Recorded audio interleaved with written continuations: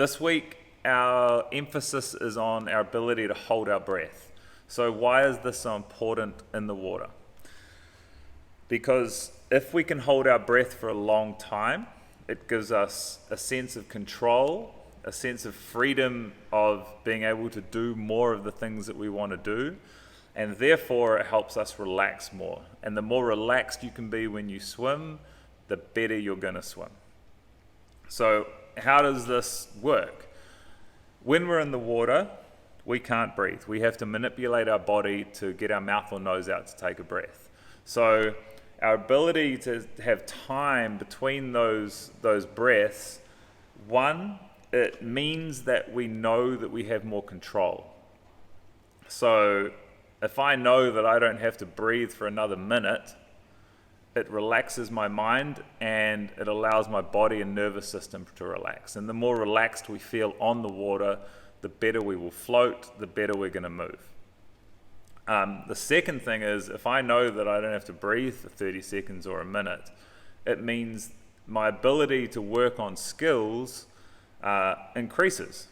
If I want to work on head position in the water and I can only hold my breath for 4 strokes, I'm going to really struggle on any drills with that. If I want to work on developing a tumble turn or even doing a touch turn or streamlines longer, where there's going to be a time where you have to hold your breath for a little bit longer than normal and you have to do it repeatedly over a number of lengths, if you struggle with that, you're not going to be able to work on those skills as well as you could.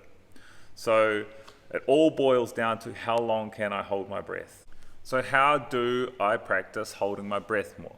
Well, when you hold your breath, your body basically goes through different stages of feelings. So some of you will find you take a breath in and you dramatically feel this urge to breathe or anxiety about it, and you just have to take that breath. You panic about it. Some of you will go through a period of 15 to 20 seconds and you'll actually feel quite relaxed, but you get that initial urge to breathe, which is basically CO2 buildup in your body, and you can't resist it and you have to take the breath. So what we're trying to do is just gradually teach our body that it can go further, because we can hold our breath for 5 to 8 minutes. Our body can survive without the oxygen. So it's not the actual physical side of things, it's basically our conditioning or mental or nervous system conditioning to it. So, the exercise that you can go through, and the safest way to do it, is just to do it on the floor at home. And I'll take you through is a little bit of a little breathing prep to help you sort of calm down a little bit.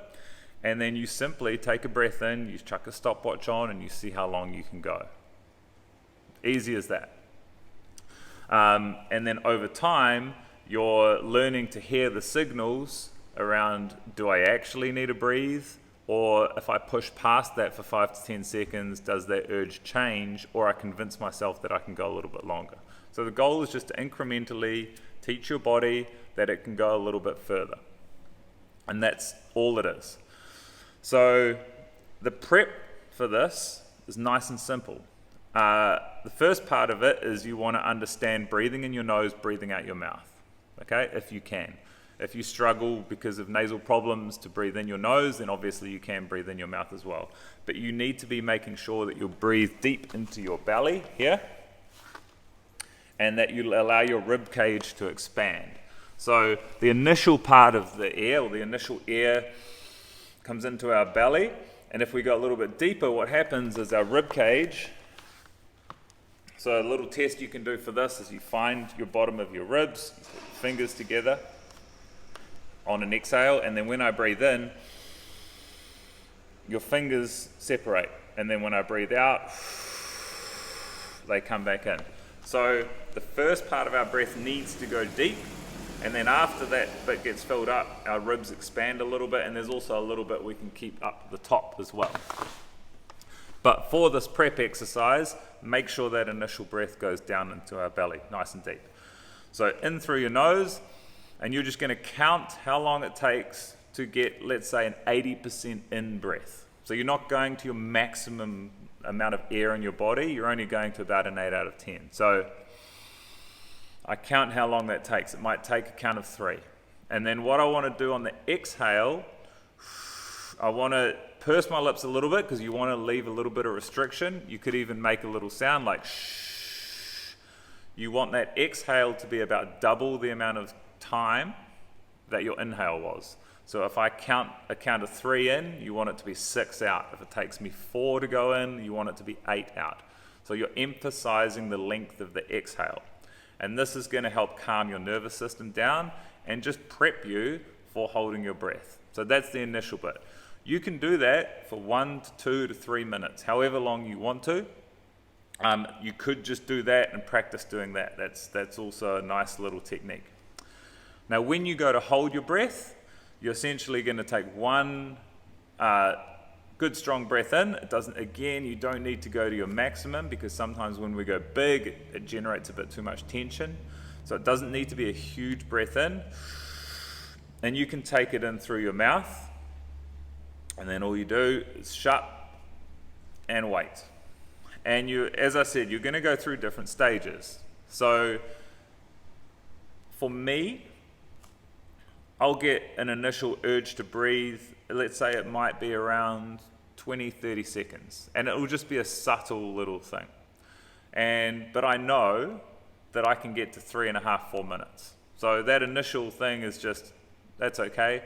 And some days it might come earlier. It might come at 10 seconds. It might come at 5 seconds. But through experience, you're going to know that that will just pass and you can go a little bit longer. The second part of it, and that could last for a period of time. So the second sort of urge is your body starts to, your diaphragm starts to contract slightly. And this is a little bit more hard to deal with. And those contractions can be little flutters or they can be, and that's showing you that you're starting to get kind of towards the end of what your limit is. You can actually train yourself to ignore those, but we're not trying to be world record holders. We're just trying to develop our ability to hold our breath. So it's up to you how much further you go, but doing it in your lounge on the floor is going to be very safe.